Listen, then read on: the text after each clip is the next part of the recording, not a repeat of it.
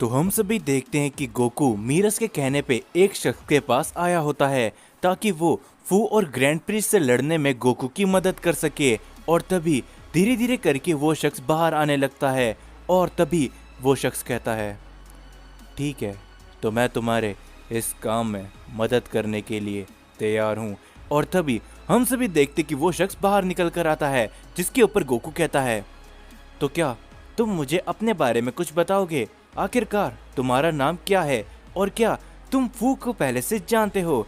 जिसके ऊपर वो शख्स कहता है, मेरा नाम ग्रैनुला है और मैं फू को पहले से जानता हूँ क्योंकि फू के साथ मेरी काफ़ी ख़राब यादें जुड़ी हुई है। तो मैं तुम्हें ये सब बाद में बताऊंगा, लेकिन पहले तुम मुझे ये बताओ, क्या सच में तुम अकेले ही ग्रैंड पिस्ट और फू का सामना कर रहे थे? क्योंकि किसी एक शख्स के लिए ये नामुमकिन है। जिसके ऊपर गोकू कहता है, नहीं, मैं अकेला नहीं था, मेरे साथ में मेरा साथी वेजिटा भी था जिसे फू ने ख़त्म कर दिया और अब मैं फू को बिल्कुल भी नहीं छोड़ने वाला। जो सुन के ग्रैनुला कहता है, क्या तुम्हें सच में लगता है कि तुम ग्रैंड प्रिस्ट और फू का सामना कर सकते हो?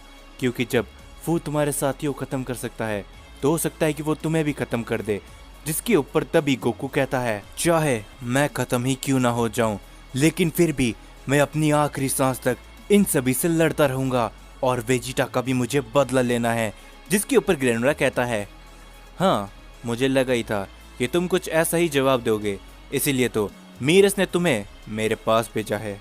तो चलो गोकू, अब वक्त आ चुका है कि हम अपना बदला ले और फू और ग्रैंड प्रिस्ट को रोके। और ये बोलते ही गोकू और ग्रैनुला वहां से निकलने लगते हैं।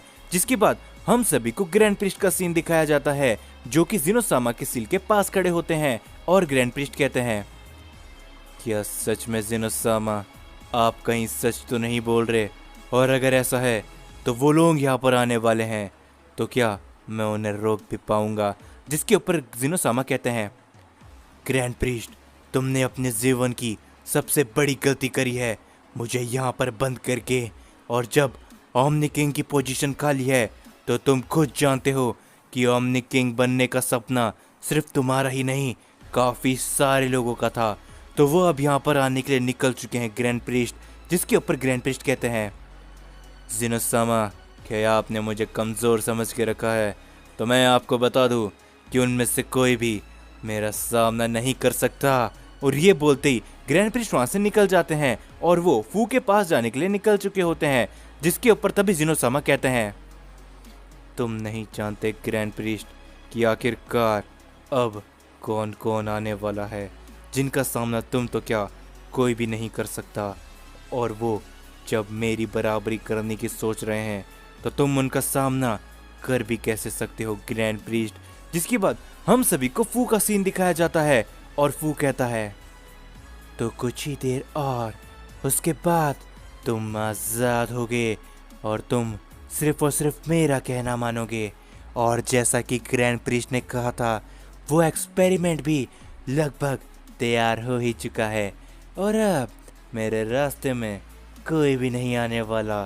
जिसके बाद हम सभी देखते कि ग्रैंड प्रिस्ट आगे बढ़ ही रहे होते हैं, लेकिन तभी ग्रैंड प्रिस्ट को एक आवाज़ सुनाई देती है, क्या आप सही कर रहे हो फादर?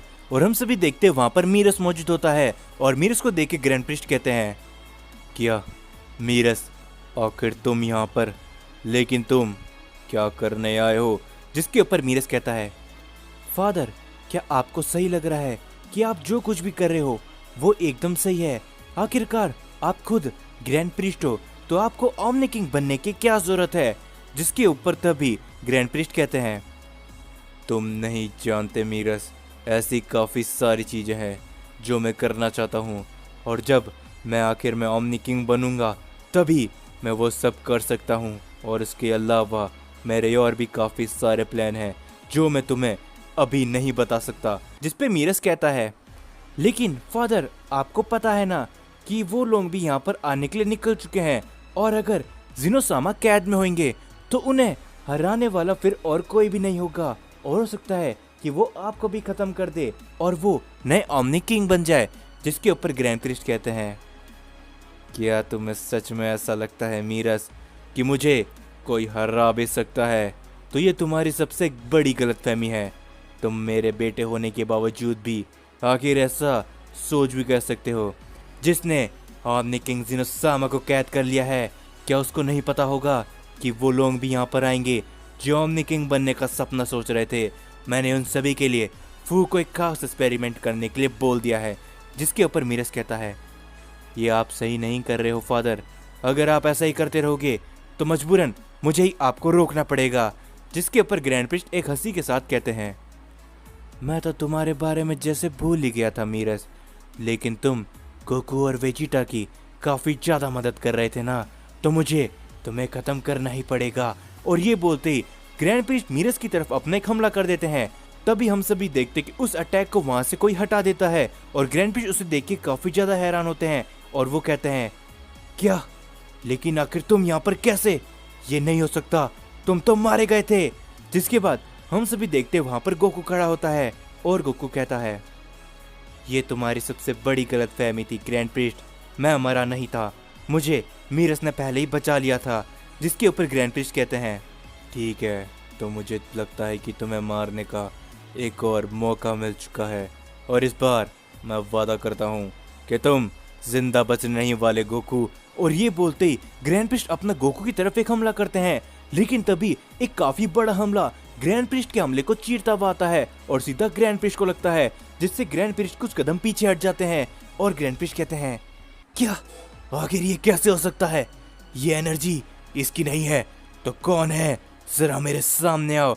और तभी हम सभी देखते वहां पर ग्रेनुला भी आ चुका होता है, जिसे देख के ग्रैंड प्रिस्ट काफी ज्यादा चौंक जाते हैं और वो कहते हैं, क्या ग्रेनुला, लेकिन आखिर तुम गोकू के साथ, लेकिन कैसे? जिसके ऊपर ग्रेनुला सीरियस होते हुए कहता है, ग्रैंड प्रिस्ट, आखिरकार तुमने फू को वापस से जिंदा करा ही दिया ना। मैं जानता था कि ये दिन कभी ना कभी तो आएगा, इसीलिए मैं बरसों से वापस ट्रेनिंग कर रहा था ताकि मैं अपना बदला फू से ले सकूं। लेकिन मैंने कभी सपने में भी नहीं सोचा था कि इन सब के पीछे तुम भी होंगे।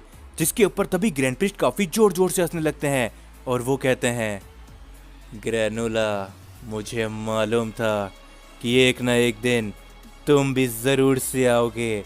तो तुमने क्या सोचा था? मैंने तुम्हारे लिए कुछ सोच के नहीं रखा था। तो अब वक्त आ चुका है तुम्हारा ख़त्म होने का और एक काफ़ी बड़े एक्सपेरिमेंट को यहाँ पर लाने का। और तभी हम सभी देखते अचानक से वहाँ पर एक धमाका होता है, जिसके बाद एक शख्स वहाँ पर आ चुका होता है, जिसकी पावर को देख के गोकू हैरान रहता है। और दूसरी तरफ हम सभी देखते फू को, जो कि हंसते हुए एक शख्स से बात कर रहा होता है और वो कहता है, बस कुछ समय यार, उसके बाद मैं तुम्हारे ऊपर अपना पूरा कंट्रोल ले लूँगा और उसके बाद मुझे मालूम है कि तुम्हारी ताकतों का सामने करने वाला कोई भी नहीं होगा, वेजिटा।